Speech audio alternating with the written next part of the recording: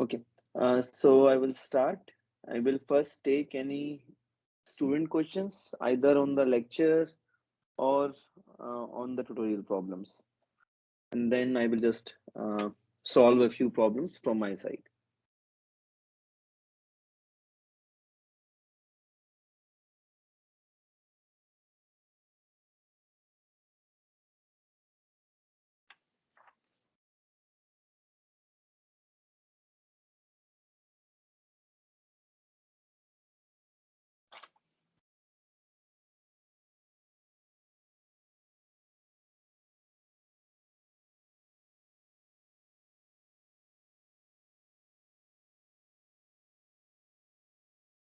Any problem specific that you want me to solve?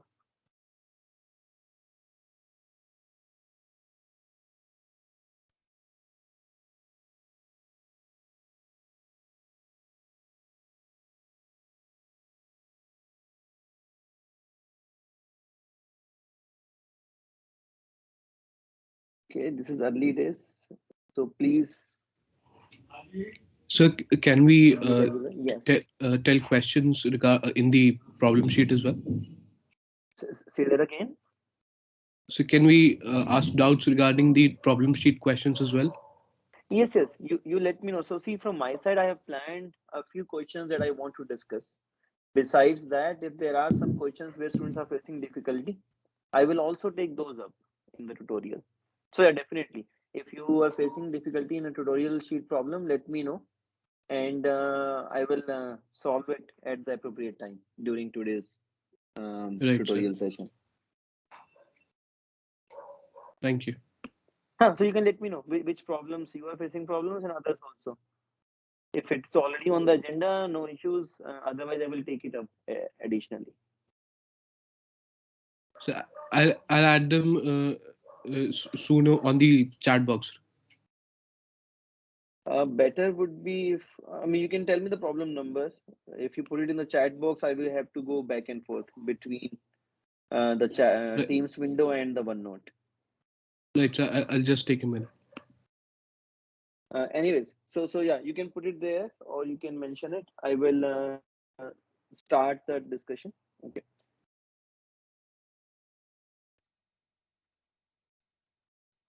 So problem 1.15 I had initiated in the last week's discussion or tutorial session, whatever you want to talk about, say that. Okay. So the system has been specified.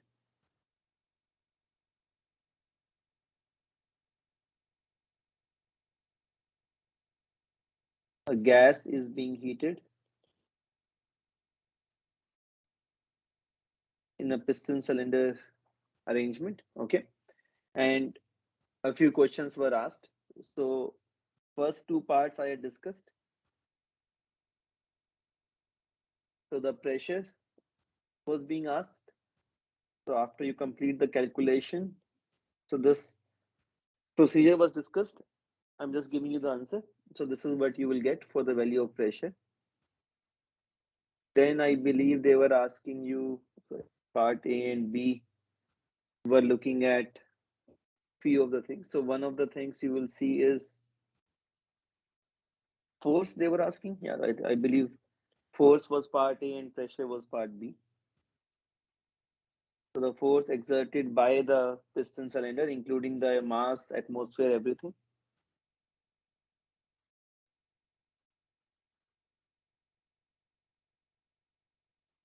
So these were the values we calculated, or I calculated. You can calculate on your own. Now part C is asking us about the work done by the gas. So in this case, you will see it's an expansion process. On heating, the volume increases. So if you want to look at the direction of the work, The work is being done by the system on the surroundings. Okay.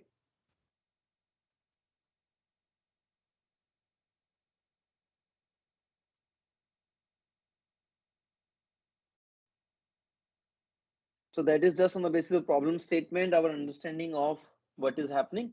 That's the conclusion we have reached. So before I do calculation, as per our convention, what is the sign of W? Positive or negative?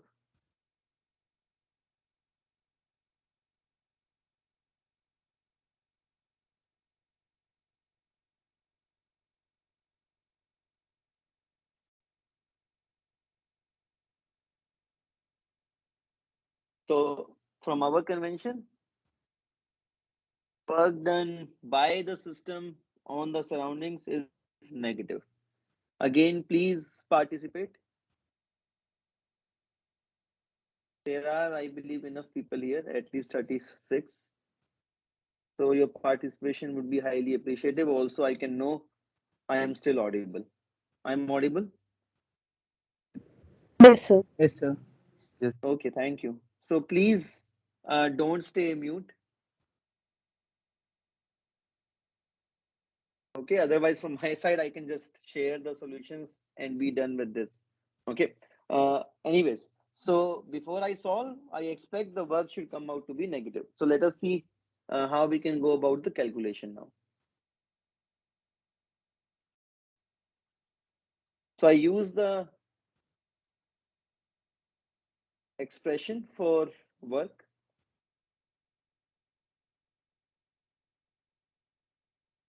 So this is what we know, that this is how I will represent the work. Okay, if you want to take a step back,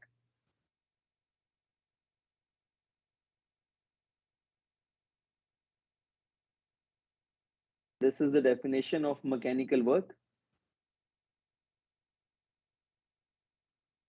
In the lecture notes, it is mentioned that work and heat are path dependent quantities. So therefore, we represent their differential amounts by inexact differentials. Okay. So on integration, I will get this expression for W. Okay. Now in this case, the task is somewhat simple because the external pressure is being held constant. Okay. So since P external is constant,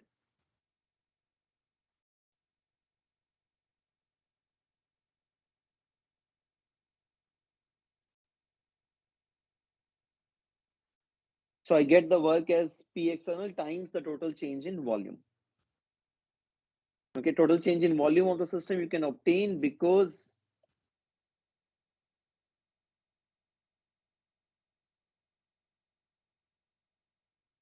you have been given in the problem statement the height change. The height by which the piston rises has been given.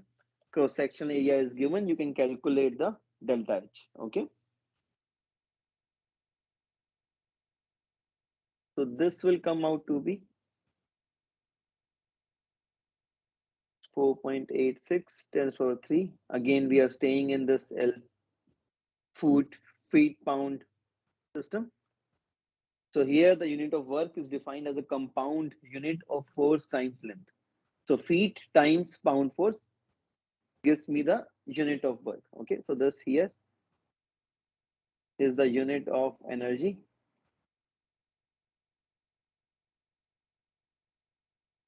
So far so good. Okay, now I believe they're asking you to do this calculation. Yes, in one of the parts. So they're further asking you calculate the change in potential energy of the piston.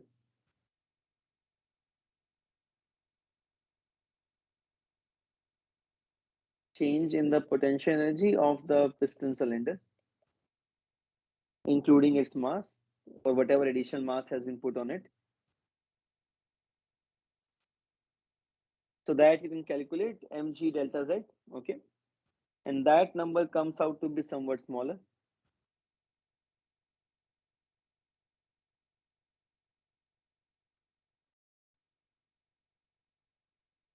Okay, so what we are seeing is the two quantities are not equal.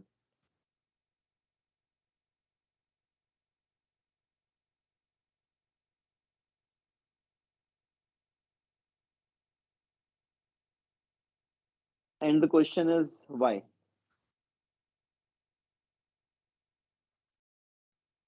So in some sense, they are saying that the work done by the system on the surroundings is being stored in terms of potential energy of this piston cylinder arrangement. But why are these two not equal? So any reasons, any insights from your side?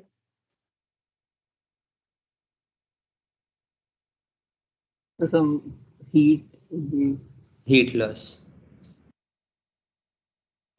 But there is only heat gain. You are using a flame or whatever other means, maybe conduction, to add heat to the piston cylinder. And that amount you already know, Q. So no heat loss. Any other Internal reasons? energy again. Internal energy change. Yes, internal energy is changing. So, and that, I mean, that is why work is being done, right? If you look at the first law, W, Q, and delta U will come in the equation, right? And yes, you have added heat, internal energy has changed, and work has been done. But why this work is not getting converted to potential energy fully? If you recall, one of the examples I had discussed in lecture 1, I believe,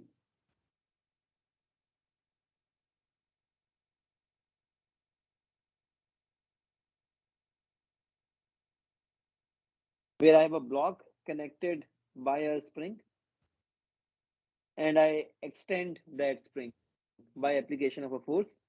Velocity of the block is 0 at all times.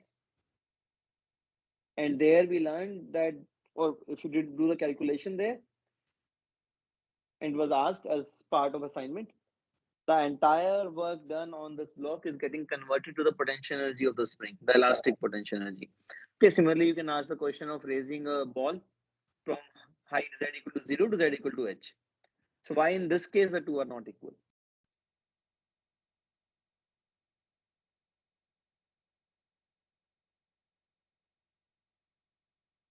So you go to maths, or you can go to any intuitive reasoning also. So when you go to maths, you will see that this work is being done against the atmosphere also. So part of the work done is getting stored in terms of potential energy of the piston. Remember, there is in addition an atmosphere which needs to be pushed. Okay, so part of the work done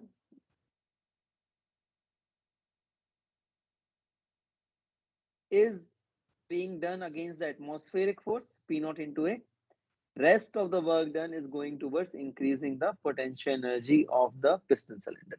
Okay, so that is why two are not equal, because whatever work gas has done, it has been divided into two parts. Okay, and mathematically you can see that P external you can divide. So this quantity here you have calculated in part B, and you will see that it has two contributions. Contribution was one was because of mass, contribution two was because of atmospheric pressure. Okay, so these two together will giving you P external or P, which is the gas pressure. Okay, so that is the reason the two are not equal. All right, any other query, questions, doubt on this particular problem?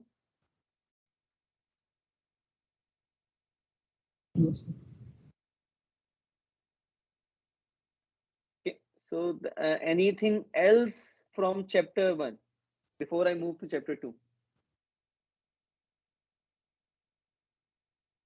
Any other query on any chapter 1 problem, you can let me know. Otherwise, we can move to chapter 2.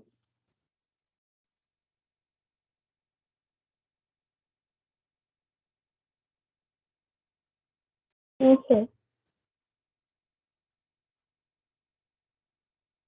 Okay, so chapter 2, 2.1 is quite straightforward. Okay, it's kind of giving you some insights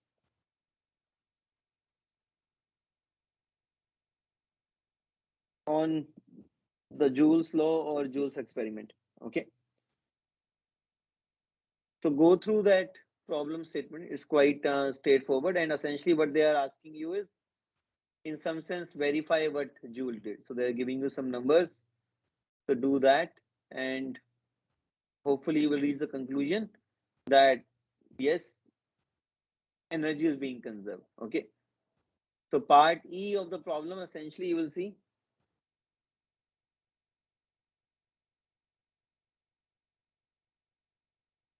after working out other parts, energy is being conserved. Okay. Some of the answers I can give you for you to check your calculation. Work done will come out to be 1.75 kilojoules. Temperature T2 would come out to be 20.02 degrees C. Okay.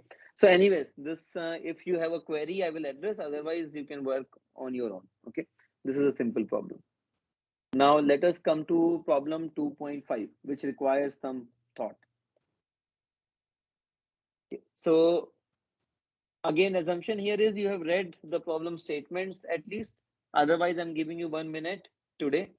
Go through the problem statement 2.5, and in future, everyone please come to the tutorial having read the problem statements at least. Okay, so take a look at the problem statement 2.5.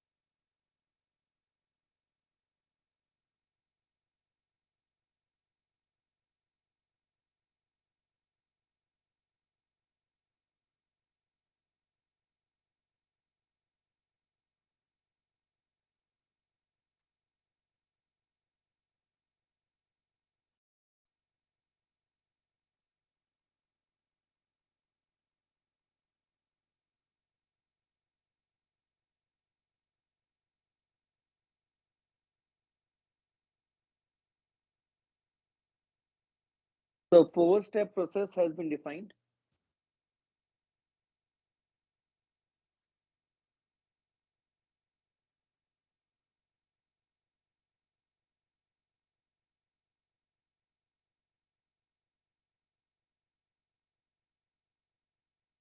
So if you combine these 4 steps, you will complete a cycle. Okay, so in going from 1 to back to 1. Okay, so 1, 2, 3, 4, back to 1. So last step is the total. Okay, so this 4-step process is being defined, and from here you can see how many empty cells I have. That is my total number of unknowns. So how many empty cells I have here?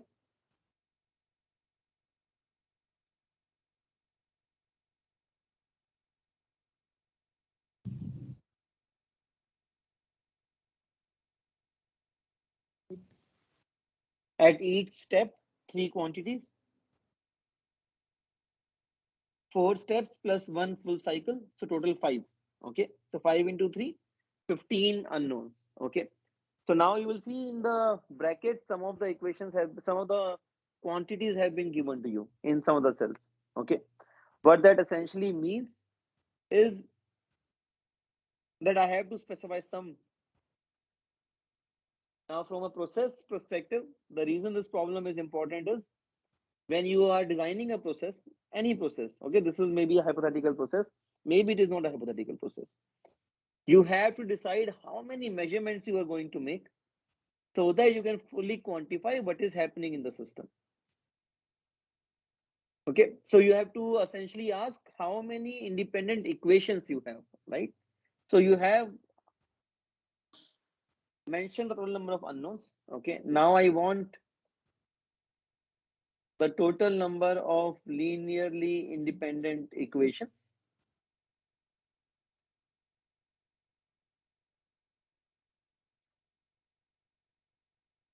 Let's call it NE.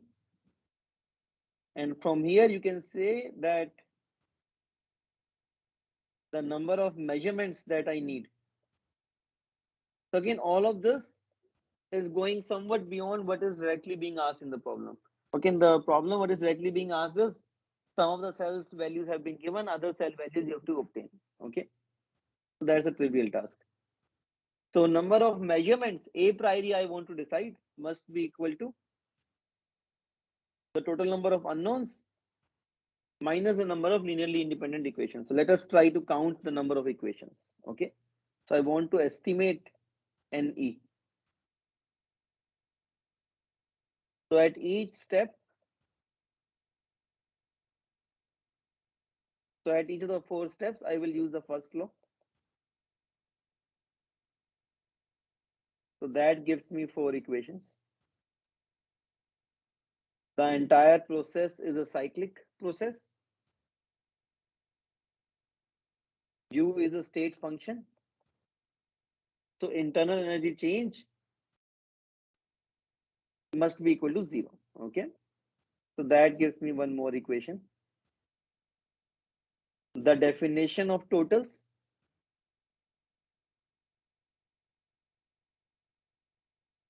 So all of these quantities are additive.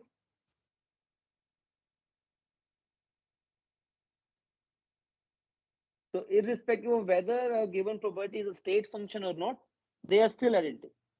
So if I want to find out what is the total heat absorbed by the system or by the process, I will find out the heat absorbed, heat lost in individual steps and take a sum of all those. I will get the total heat exchange. Okay, if it's going to be positive, that means net heat absorption. If it is coming out negative, that means net heat rejection from the process. Okay, so these are 3 more equations. Further, you can say that for the entire process, Q must be equal to minus W.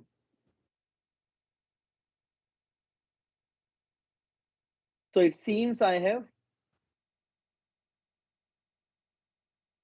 9 equations.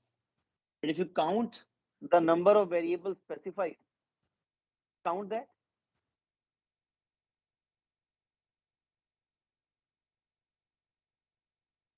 Eight. How many?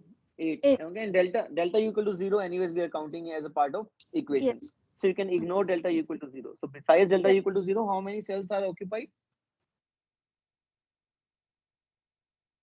7. Yes. Seven. So values given are 7. If I use my equation 15 minus NE, NE you have calculated now 9, comes out to be 6. And of course, the problem is correct. Okay, you need 7. So what is the solution?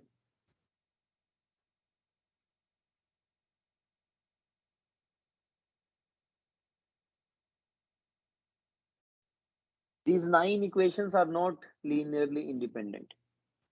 If you take up these 9 equations, you will get a linearly dependent set. The culprit is this last equation.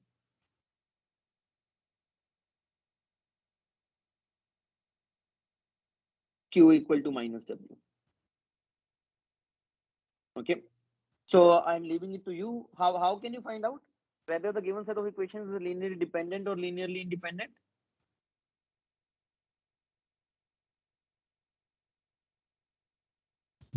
So one is like matrix, like how she rank. Yes.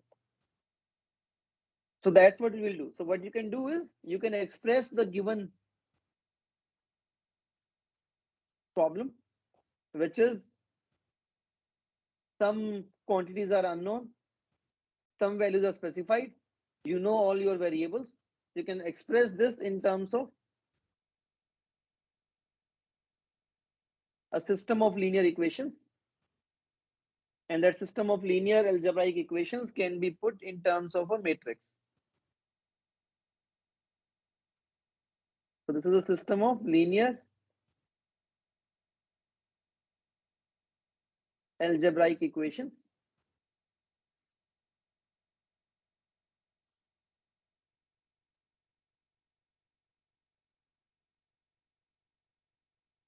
If you consider 9 equations, So if you make your matrix using 9 equations, the determinant of A will come out to be 0, implying that you have a linearly dependent set. If you remove that last equation, Q equal to minus W, so if you work with a set of 8 equations only, you will indeed see determinant of A is not coming out to be 0. Okay, and here by observation also you can say that last equation is linearly dependent. So because Given it's the an outcome of the definition of, second line. say it again. So I found it to be redundant also because like the second condition which you gave, like cyclic process के लिए ut is 0, so that is also in a way saying कि q would be equal to minus w. Correct. I Although found it that way. just using delta equal to 0 will not mean Q equal to minus W is linearly dependent. However, you are right that since it's a cyclic process and other 4 and 3, so total 8 equations you will need to use, of course, to prove that Q equal to minus W is linearly dependent. Okay. So all 8 equations together will convey that Q equal to minus W is linearly dependent. But yes, the underlying reason is it's a cyclic process. Okay. So if you use the other 8 equations, determinant of A will not come out to 0. Okay. Of course, now here if you go about saying it, solving the given.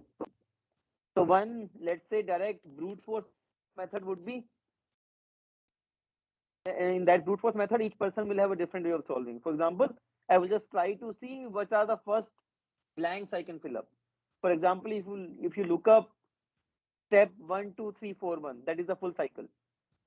For the full cycle, Q has been specified. Delta U you know to be 0. So for the full cycle, you can get your W, that blank. If you go to step number 2, 3, step number 2, 3, delta U is given, W is given, Q is the only unknown. You can obtain that number. Okay, so you're getting the gist that I can go step by step, identify find out which quantity. So that is the brute force method. What is the other method of solving this set of equations?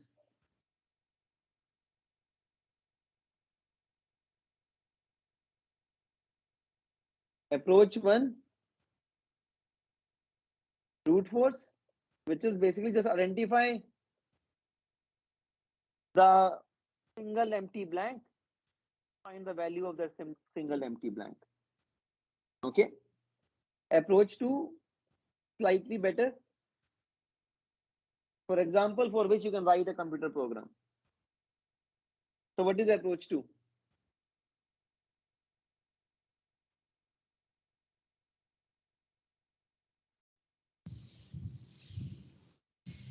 Matrix and Cramer's rule.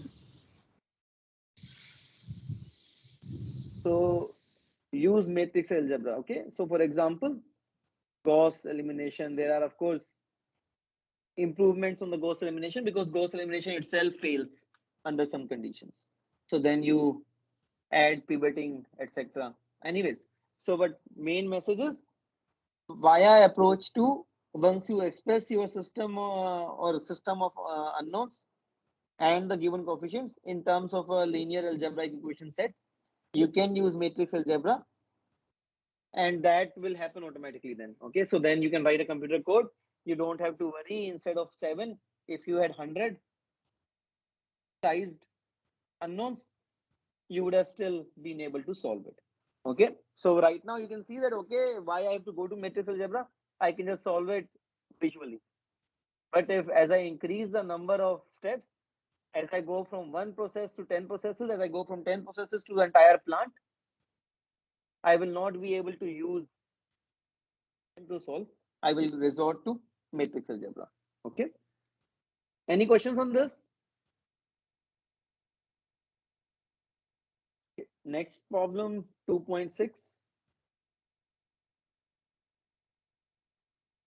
So part of it, or let's say at least actually most of it, you will be able to understand. Again, I'm assuming you've read the problem statement. So they are considering, let's say, your kitchen and a refrigerator which has been kept in a kitchen as an overall system. And what they're asking is, can you cool down the kitchen by opening the refrigerator door? Momentarily, of course, the answer will be yes. But from thermodynamic equilibrium, the answer would be no. Okay, momentarily, the answer is yes, you can, of course, feel it.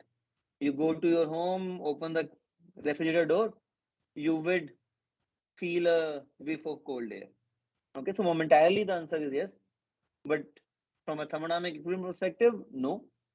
And for that, I need to understand the refrigeration cycle and the second law of thermodynamics more. Okay, so I'm leaving it till chapter 5 and chapter 9.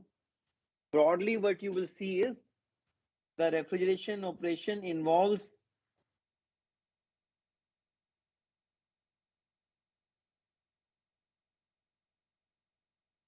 transfer of heat from a low temperature to a high temperature, and this entire cycle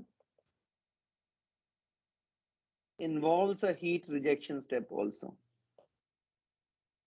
And in this case, because the refrigerator has been put inside the kitchen, this heat which is being rejected from the refrigeration cycle would get added to the kitchen.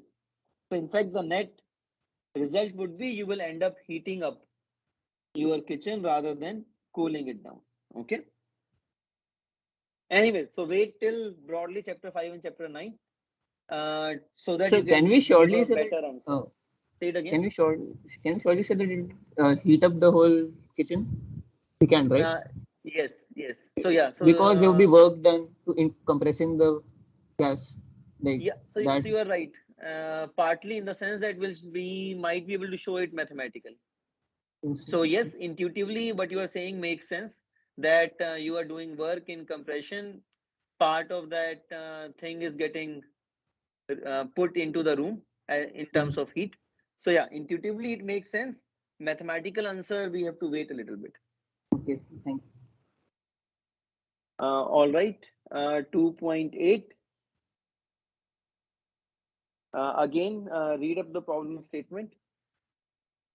So this is going to make use of the Gibbs phase rule.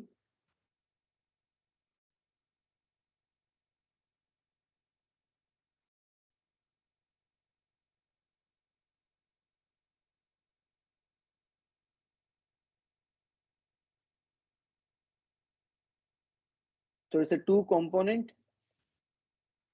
or maybe actually before 2.8, let us discuss one of the lecture problems, which I said we'll discuss in tutorial. Can anyone tell? Related to Gibbs phase rule, there is one lecture problem, which I said we'll discuss in the tutorial. What problem is that?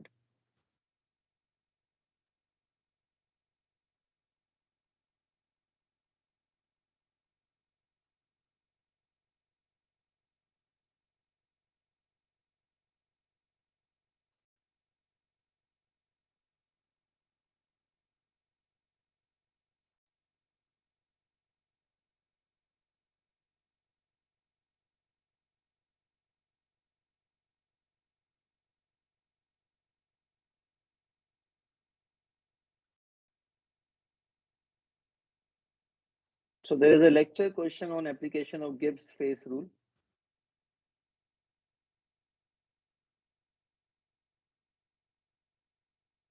Where I'm giving you 3 example systems for which you have to calculate the degrees of freedom. F, okay. And again, these degrees of freedom refer to the number of intensive variables that you need to fix to fully specify the state of system. Okay, and this concept we are going to use in 2.8 also. So therefore, I'm going to this question first, and then I will come back to 2.8. Okay. So 3 systems are given there.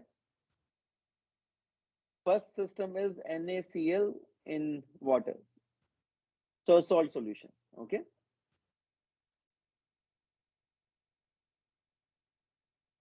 So what is pi? The number of phases. How many phases? So 1. 1. And so essentially what we are saying is whatever amount of NaCl we have added is less than the solubility limit. Okay. So if you keep adding salt to water, at some point you will get a separate phase, a solid phase. Okay. So we are well below that limit. So I don't have to worry about that. Okay, so but why did you say phase 1 only? What is the definition of the phase?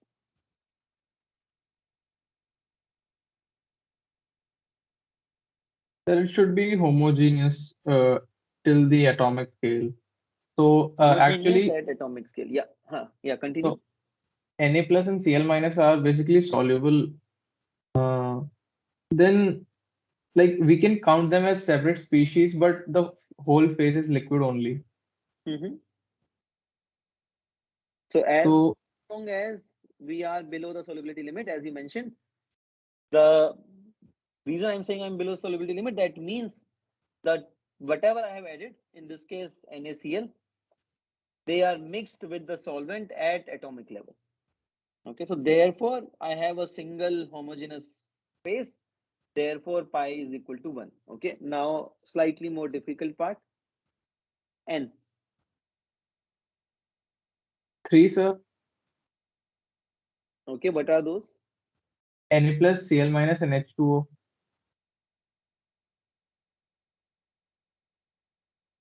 Why not NaCl also then?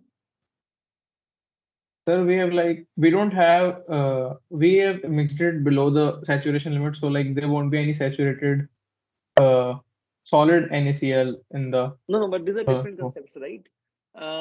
Whether NaCl is completely dissociating or not is a different question from whether NaCl is yes, below sir. solubility limit or not. Yes, Okay, sir. so Yes, those are separate questions, right? yes, sir. So that is one way of thinking about N. And here we will say N is representing the number of species. So if I use this definition of N, then the Gibbs phase rule requires one more variable.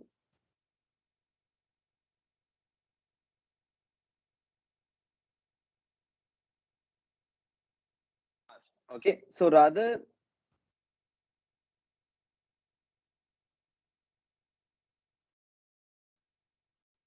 let us keep N as it is. I will tell you N has a special meaning. And number of species I represent by a different quantity S. So either I can write down the Gibbs phase rule in terms of N, or I can write down the Gibbs phase rule in terms of number of species. And when I do that, I have to also account for new quantity R, where R represents the number of independent relationships I have besides those needed for thermodynamic equilibrium. So in the Gibbs phase rule, the requirement of thermodynamic equilibrium and whatever constraints are needed for that is already built in. In addition to that, there might be some additional independent relationships, and those I am quantifying by R. Okay, so it sounds difficult, but let us try to make it simple. So let me give you one definition of N. Probably I've given that in the lecture class also. I'm not sure, but anyways, let me give it again. So N, you can write it down. Okay, so N I am going to define as the minimum number of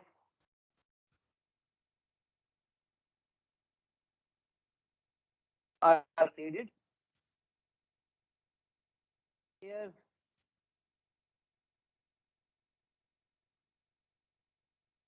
of compounds, whatever you want to call it, needed to prepare each phase.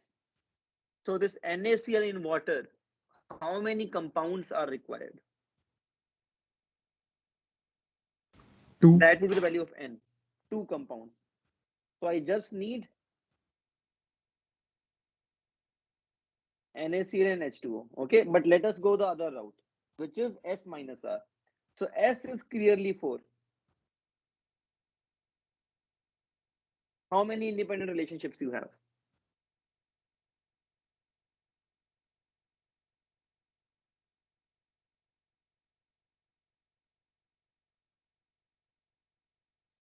In electrostatics, we have a condition which we call as bulk electroneutrality.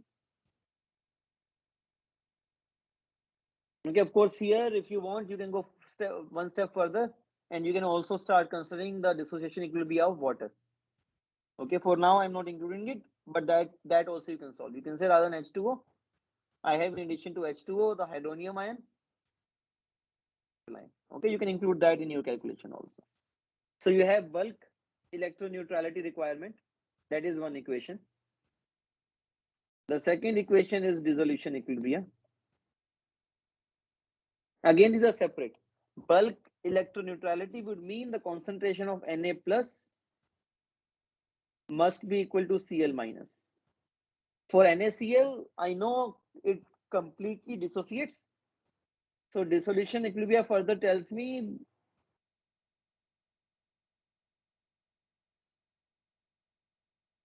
the value of these. So whatever I added initially, whatever salt I added initially, that is the number of moles of Na plus, that is the number of moles of Cl minus. Okay. So therefore, these are two independent equations. R is equal to 2. And not surprisingly, S minus R also comes out to be 2. Okay. So that is how you can calculate F for this system. And any questions on this? So please explain the R again. So R is the number of independent relationships besides those are needed for thermodynamic equilibrium. So for thermodynamic equilibrium, we specify three conditions: mechanical equilibrium, thermal equilibrium, chemical equilibrium. Okay. Besides that, whatever additional relationships I have, that constitutes R. So in this particular case, one of the conditions which comes actually from electrostatics is that you cannot have free charges plus bulk electroneutrality. So that requirement here means the number of positive ions must be equal to the number of negative ions. Na plus must be equal to Cl minus. Okay, so that is my equation number 1. The second equation would be actually more relevant if you had, let's say, a strong acid with a weak base.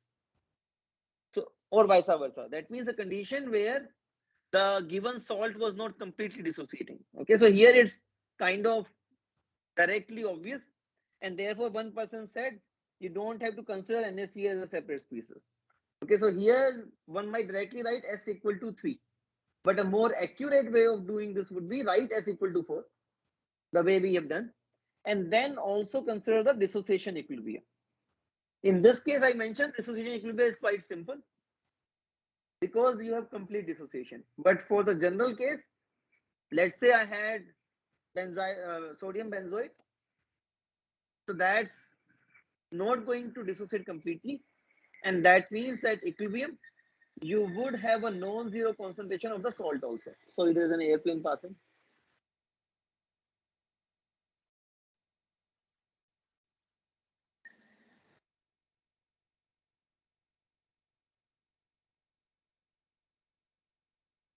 Okay, so if you had a general case, then you need to consider the salt as an additional species also, and then you will get one more equation which is coming from dissolution equilibrium.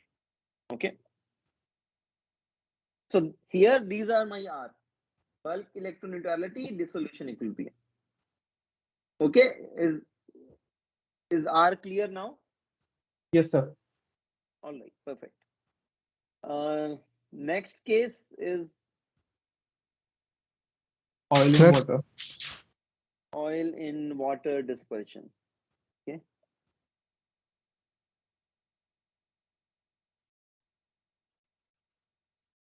So let's say water is a continuous phase. That is why I'm calling it oil in water.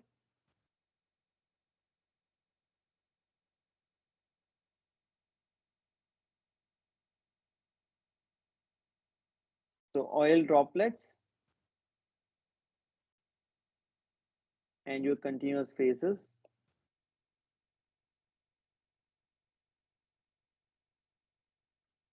Water in this case. So again, let us go step by step. Pi.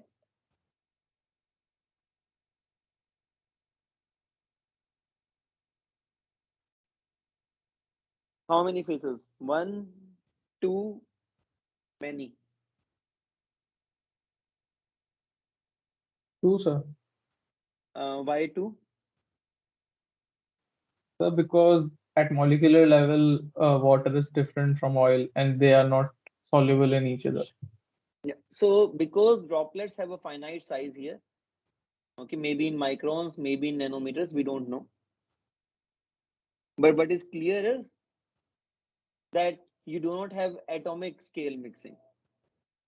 Okay, so therefore, even though from a distance, this might look as a homogeneous phase. Okay, it might look everywhere the same. Okay, however, you do not satisfy the requirement of the homogeneous phase from thermodynamic perspective. You do not have atomic mixing, therefore pi equal to 2. So when I'm saying pi equal to 2, essentially what I'm doing is I am saying water as one phase, and I'm taking all the oil droplets together.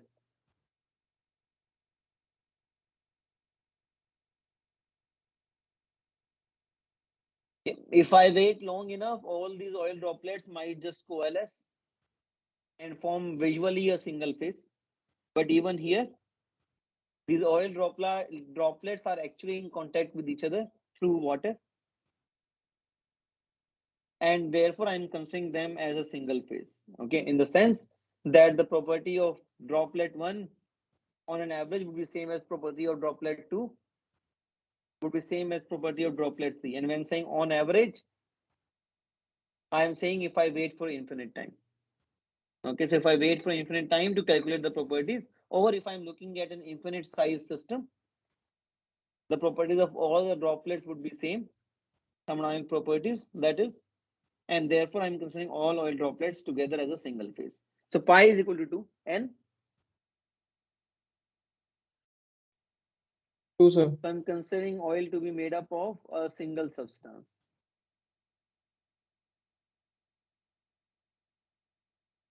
Okay, let's say it is ethanol. Although ethanol would be soluble, so we need to take something else, maybe benzene, okay, or cyclohexane. So they will not be soluble. So I'm taking oil as a single substance, and then of course you have water. So N is 2. And then again you can calculate F.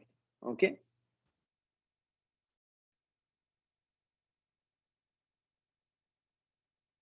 So here the main thing to consider was that why pi equal to 2? Because no atomic mixing. Secondly, why I am able to take all oil droplets together as a single phase? Because they are in contact to the solvent. Okay. So actually this was example 2. Okay. Last case.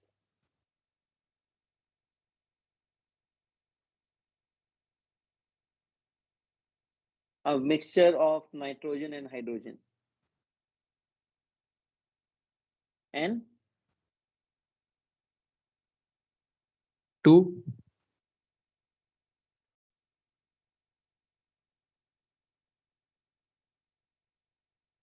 so in principle, these two species can react to form ammonia. In that case, I will actually have 3 species. However, we are ignoring the possibility of reaction. Why I am able to ignore the possibility of reaction? Again, this aspect has been discussed in the lecture class. So please take a look at that. So we call this as constrained equilibrium. Okay. So this is the condition of constrained equilibrium.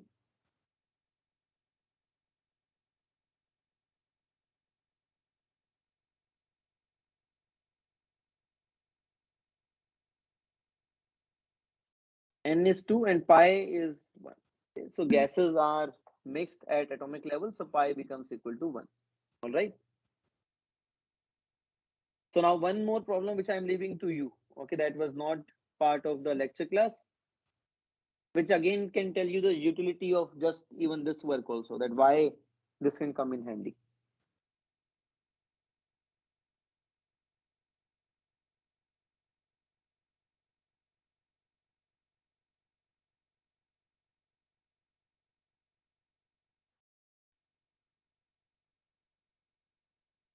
So let's say I'm interested in knowing the humidity levels above river water versus humidity levels above sea water. Okay, above an ocean versus let's say above a fresh water lake or even river water. Okay, if the dissolved minerals are low. So that means the second phase, which I have mentioned as water, depending on the details, can also have salt. So if I want to know equilibrium humidity levels for this system,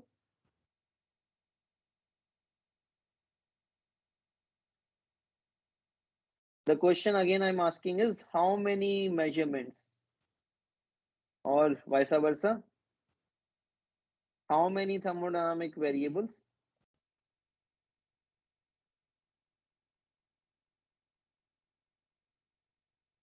need to be measured. So in one case you will see F will come out to be 3, in other case you will see F will come out to be 4. Identify those 3 and 4. Okay, but again here that's a practical example. I will need to know what is the humidity, what is the humidity level at equilibrium. Or if I want to make, let's say, charts, actually these charts are available. So if I want to prepare these charts, which are telling me how the humidity is changing as a function of the state of the system, again, the question is kind of similar. How do I specify the state of the system? Okay, which is essentially, the answer is by specifying all independent intensive variables. If I specify all independent intensive variables, that means if I specify F thermodynamic variables, I will specify the state of the system. Okay, and that is the number of measurements required to make a chart of humidity, equilibrium humidity or saturation humidity for air in contact with river water or for air in contact with sea water. Okay, so this I'm leaving to you to complete yourself.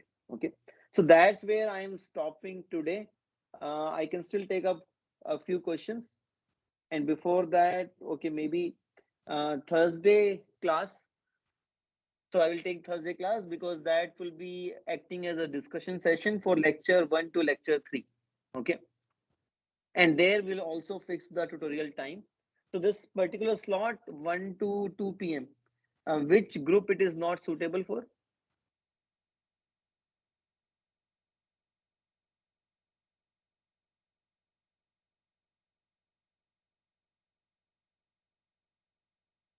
Does it work for all groups? Group 1 is anyways the default slot. Group 2, 3, and 4, does it work for all? Because there are some students who had mentioned their unavailability. I don't know if those people are here who mentioned their unavailability, and maybe they can tell what is the clash.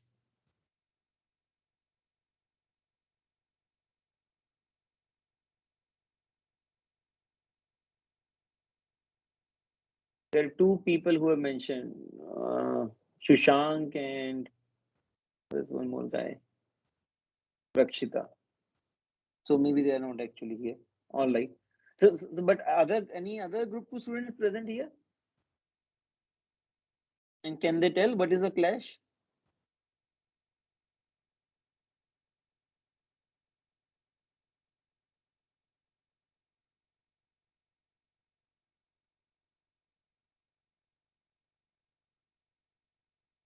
People who volunteered to help with the tutorial slot, they are here. Yes, sir. Okay. So any input? What's the clash on this 1 to 2 p.m. slot?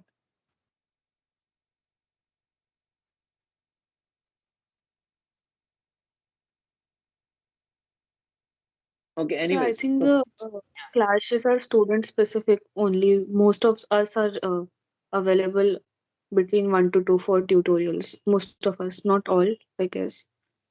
okay. So I mean, at least people who are present here, I will assume they are available. So unless and until I get to know what is the reason, so Thursday we'll further finalize. But anyways, Thursday I will have the session. Okay. Second thing I wanted to say was the kind of the way we're going to structure it. So I'm going to upload lectures on Tuesday and Friday. Okay, and the idea would be mostly I will try to organize these discussion sessions on Mondays as far as possible.